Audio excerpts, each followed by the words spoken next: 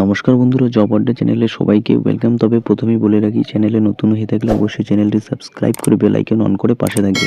তবে সবার জন্য খুবই খুশির খবর, Tamluk Ghatal central cooperative bank লিমিটেডের তরফ থেকে কিন্তু বিজ্ঞপ্তি প্রকাশ হয়েছে। তো এটা কোথায় পড়ে? এটা পূর্ব মেদিনীপুরে, ঠিক আছে। এখানে ভ্যাকান্সি অনেক রয়েছে এবং যে কোনো ডিস্ট্রিক্ট থেকে আবেদন করা যাবে। তো দেখে নেওয়া যাক বিজ্ঞপ্তিটি ডিটেলস সহকারে। সাব স্টাফ নিয়োগ হবে। তো পে স্কেল এখানে দেওয়া হয়েছে 18,600 থেকে 38,600 টাকা পর্যন্ত। এবার নাম্বার অফ ভ্যাকান্সি আমরা যদি দেখি, ইউআর আনরিজার্ভ ক্যাটাগরি রয়েছে 20টি, ইডাব্লিউএস 2টি, এসসি 10টি, এসটি 2টি, ওবিসি এ 4টি, ওবিসি বি 3টি।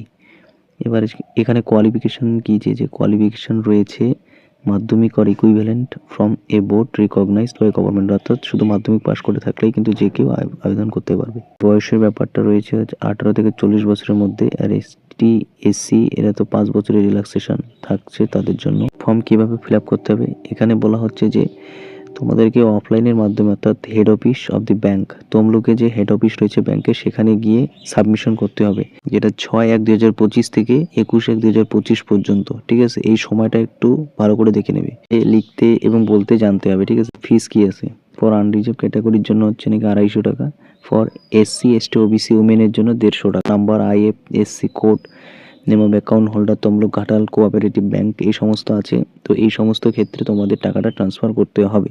সার্টিফিকেট বা আধার কার্ড, প্যান কার্ড যেটা তোমাদের আছে সেটা লাগবে। ভ্যালিড ইমেল আইডি থাকতে হবে, মোবাইল নাম্বার থাকতে হবে।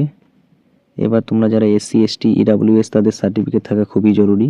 মেরিট লিস্ট কীভাবে তৈরি হবে, মেরিট লিস্ট এখানে সাধারণত রয়েছে যে টোটাল মার্কস বলেছে, রিটেন এক্সামিনেশন হবে অ্যান্ড পার্সোনালিটি টেস্ট হবে, ঠিক আছে। এলিজিবল ক্যান্ডিডেটের জন্য সেই রিটেন টেস্ট এবং পার্সোনালিটি টেস্টের মাধ্যমে কিন্তু মেরিট লিস্ট তৈরি হবে।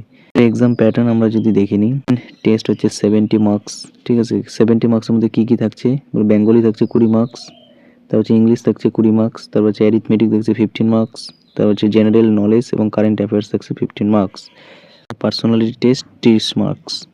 এক্ষেত্রে এই জায়গাটা খুবই গুরুত্বপূর্ণ বিষয়, তোমরা একটু পজ করে দেখে নিও। প্রকাশিত হয়েছে, তো তোমরা যে কেউ আবেদন করতে পারবে, মানে ভারতীয় সিটিজেন হয়ে থাকলে। তো এই ছিল আজকের ভিডিওটি ভালো লাগলে অবশ্যই চ্যানেলটি সাবস্ক্রাইব করে বেল আইকন অন করে পাশে থেকে এরকম ভিডিও সবার আগে সবার প্রথম পাওয়ার জন্য অবশ্যই চ্যানেলটি সাবস্ক্রাইব করবে। ধন্যবাদ।